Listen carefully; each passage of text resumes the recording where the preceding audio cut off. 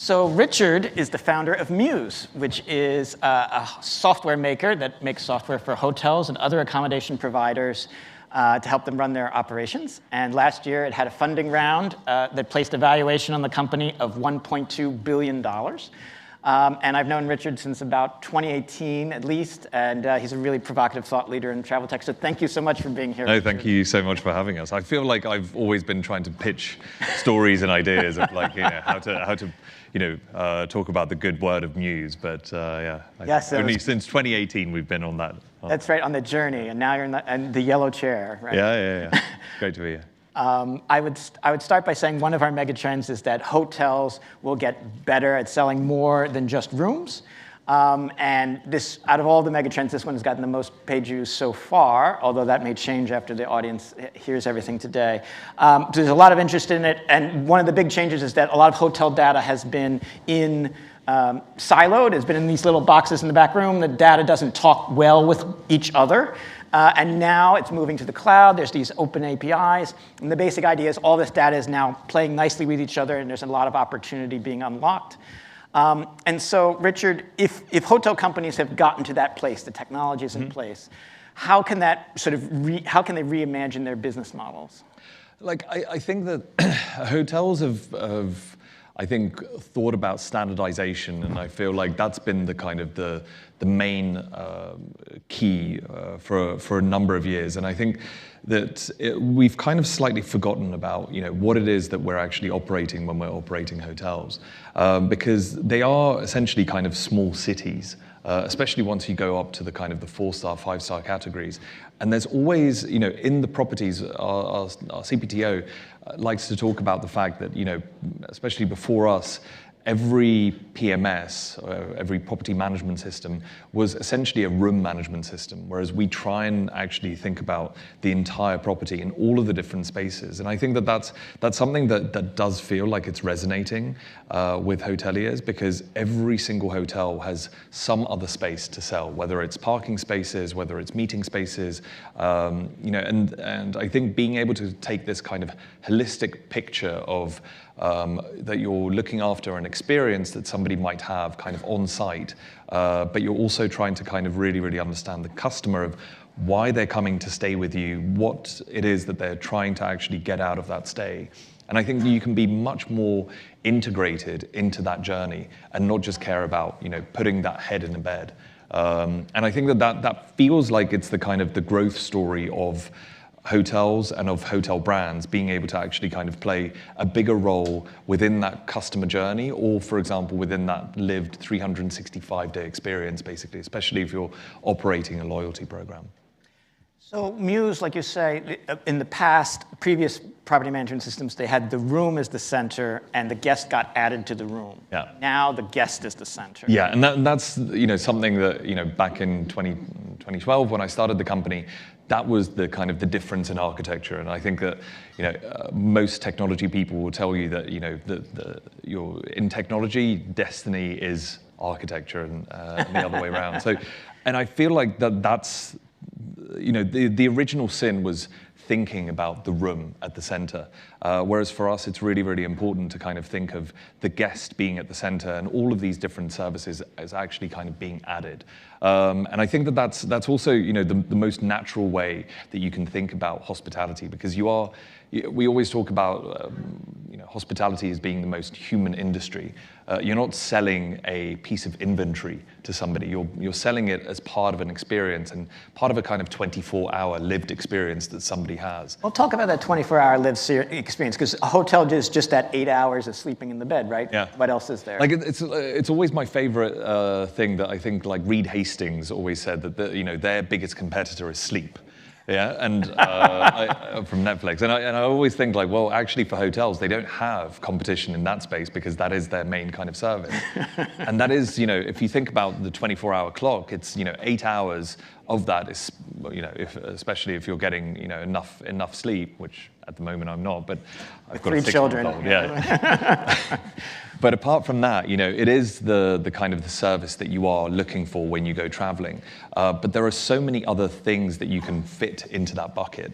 And I think, the way that hotels are built, whether they have gyms, whether they have meeting spaces, they're all covering for some of those kind of hourly buckets that you can actually kind of place people. So I think it's actually about like realizing the potential of what it is that the properties that we've built and of the place of hotels within these kind of 24-hour experiences that customers actually have and are looking for. And I feel like that's something that's not been actually fully looked at. I feel that we've kind of stagnated a little bit in the hospitality industry. We are happy to basically kind of have a very perfunctory conversation with a guest, which is just, here's the elevator, this is what time the actual breakfast is. And that's where, for example, somebody like Airbnb has come in and actually kind of brought the hospitality back to some of those experiences. And I think that that's one of the reasons why so many consumers actually look to that, and so many younger consumers kind of feel that that's a more natural place for hospitality. Well, I can imagine some hoteliers having some objections to what you just said. So one of them would be, well, okay, so it's great. Skift has this mega trend about pet travel. Pet travel sounds great, but if I have some person standing there waiting for a guest to want to have a dog walking service or a pet service, that's not a very effective cost model. So what makes you optimistic that technology could help on that front? Well, I feel like one of the things that I think we've definitely discussed within Mews is especially the kind of the boom of AI and the boom of technology. One of the biggest problems that it will actually probably create for hotels is it becomes a supply issue, because if you're running a 100-bedroom hotel, and let's say 150 people, it's going to be completely kind of booked out. So you've got 1.5 time occupancy of all of those different rooms. And you think about that, and you think about, okay, how many requests am I going to get? In an age kind of prior to AI, there might be, let's say, 10 people who might ask for something, basically. And those are 10 requests, and maybe they're very demanding. So those are 40 requests that they might make, basically, of that stay. And that feels like, with the amount of staff that you'll have in that hotel, that feels like something you could probably kind of, it'll be annoying. Your operations manager will be very, very annoyed at basically having to actually do all of these requests. But you'll be able to do it. Now, if every single one of those guests has their own agent, that price for this is an requesting AI an AI agent, that price per that request will come down. Like it's the same thing that we were talking backstage about. I love talking to Claude, Anthropic kind of agent, and it's very nice because I can ask it the stupid questions basically that otherwise I'd be probably a little bit too embarrassed to ask other people. And it feels I do the same thing. Yeah. And it's just like it feels that that's the relationship that you can have with AI. And so when we kind of play that out and say, okay, well, now there's going to be all of these agents and all of these guests, basically, that suddenly will say, it doesn't matter, I can basically make 200 requests of this hotel. How's the hotel going to be able to actually kind of manage that? And one of those requests might be the pets. And the shame of kind of asking for it, the discovery of trying to see what the price is basically for that service just suddenly goes down. You don't need to kind of like pick up the phone. You don't need to, bother somebody with that kind of request. It just becomes very, very automatic and natural. And so if the price of, being able to ask that question or having an agent that thinks for you and actually kind of knows you really, really well and actually has those requests kind of on file, that just ends up becoming this kind of insane supply issue basically for hospitality, because this is what we're built for. We're built for actually hypothetically, doing all of those things. And I just feel like it becomes a really, really interesting thing. And like most other things with technology, once you've experienced it somewhere, it might be at a super forward-looking hotel or a super trendy hotel that might basically have, a really, really smart AI system that is able to field all those questions and actually kind of fulfill that. The trend is that once you've experienced it once, you kind of expect it everywhere. And I think that's been the kind of the highlight of consumer behavior that we've seen in the past kind of 2 decades. And I think that'll just be a really, really interesting thing to figure out, what types of business models, how much more revenue is there to unlock, but also how do we make sure that this is kind of scalable and hotels are going to be able to actually kind of deal with this amount of, the kind of the new the new conditions under which basically consumers will be traveling. Yeah, so I would think one way to benchmark that is like for airlines, it's this tin can flying in the sky, but they've managed to sell every single square inch of it, but it's only like a half dozen things that they can really cross-sell you on. A hotel has so many things, so many services. The potential is really huge if things like AI agents can help make that more possible. I'd like to call for a slide up. It's up now. So Eric Bailey, he just recently retired as the head of corporate travel at Microsoft, put together this slide to explain how complicated corporate travel booking is, all the different parts that are available. Distribution is hard. One reason why hoteliers have struggled with upselling more effectively is that maybe they control their website and their app, but they're not able to control the merchandising on online travel agencies, et cetera. What makes you optimistic that that's going to improve? Well, I think that the problem has always kind of been, and I think the internet has been fantastic in being able to actually kind of bring a lot of this supply up. Being able to actually have an email address basically or a website to actually advertise all of these different services, I think is one thing, and I think AI just kind of, especially having various different agents that can now kind of talk to each other without human intervention. All of that just becomes really, really interesting because it's essentially your supply talking directly to demand. And I think it'll be interesting for some of those kind of middle partners like Steve and Kayak or Booking.com and Expedia to figure out what is their added service, because to a certain extent, if you as a consumer or, for example, as a travel planner, a corporate planner or something like that, can ask directly every single hotel in the world and somehow interact directly to their kind of service options basically without within 1 second you can basically survey 1,000 hotels or millions. I think that's going to kind of open up an entire new world of possibilities, basically, for corporate travel, for personal travel, for all of these different things. And it's again basically that the explosion of intelligence should really have huge impacts on hospitality in itself, and that's why I'm just so unbelievably bullish about this industry. And I feel like if anyone thinks about, I always like to see that graph that shows the amount of kind of e-commerce or the spread of e-commerce basically of the last 20 years or so. And you see this, and there's this big spike basically for the pandemic, and it kind of goes back to the trend line.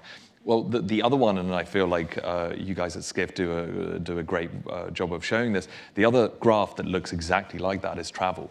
And there's this weird correlation about the amount of information that we have and the amount of travel that people seem to want to kind of consume. And that seems to be also kind of backed up by the amount of people that are kind of entering the middle class from all the various different parts of the world that are growing. But it just seems to be, once a country hits the middle class, everyone seems to want to kind of go and travel, and everyone wants to kind of see all these places that they're seeing on social media. And so I think that the bull case for travel is particularly strong from that perspective as well. So we heard from the CEO of Kayak, Steve Hafner, as you were just sort of referencing a moment ago, and he was saying that one of his concerns is that travel is going to shift how consumer behaviors move. They're going to move away from looking on Google, and maybe instead they go to a combination of influencers and ChatGPT.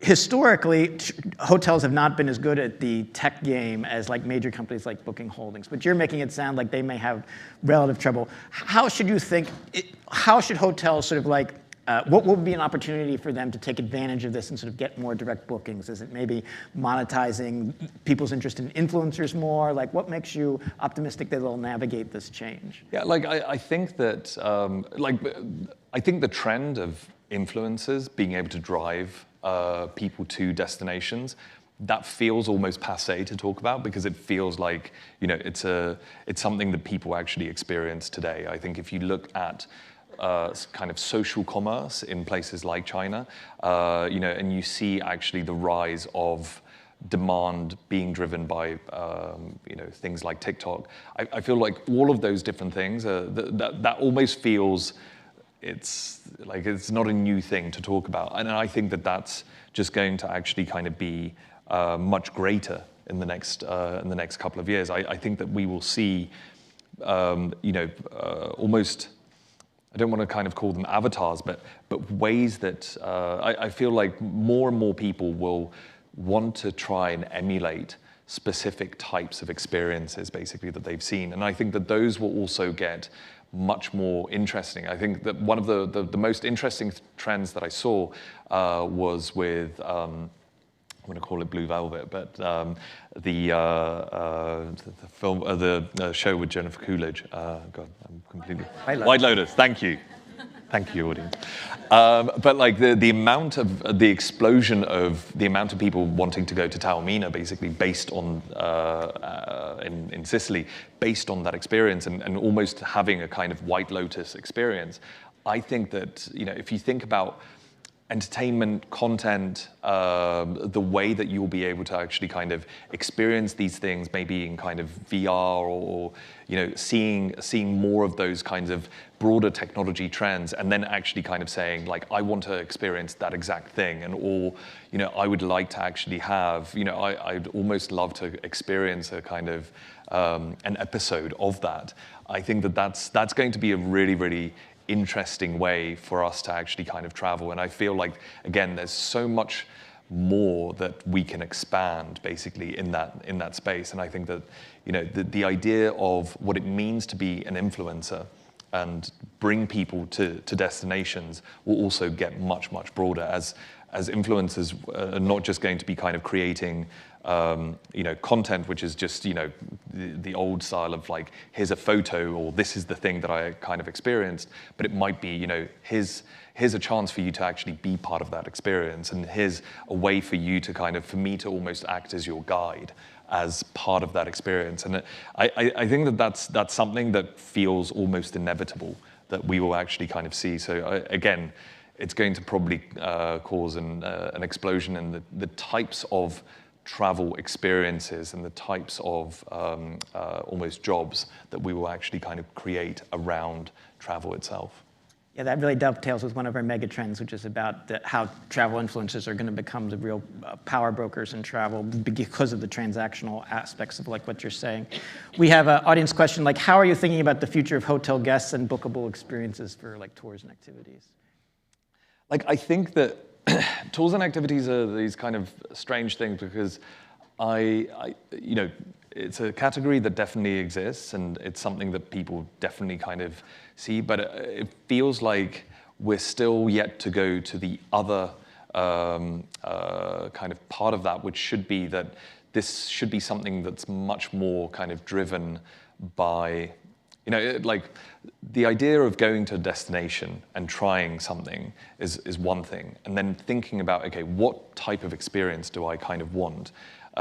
And then saying, okay, well, where do I actually want that experience from? And going to like a Get Your Guide or something else, basically, to actually make that booking still feels clunky.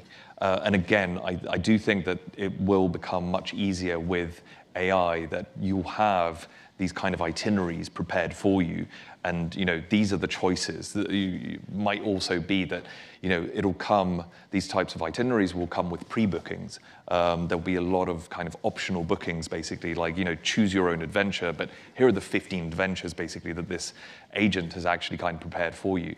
And so I think that that's going to be kind of interesting. And I think that it'll be also that there will be a lot more.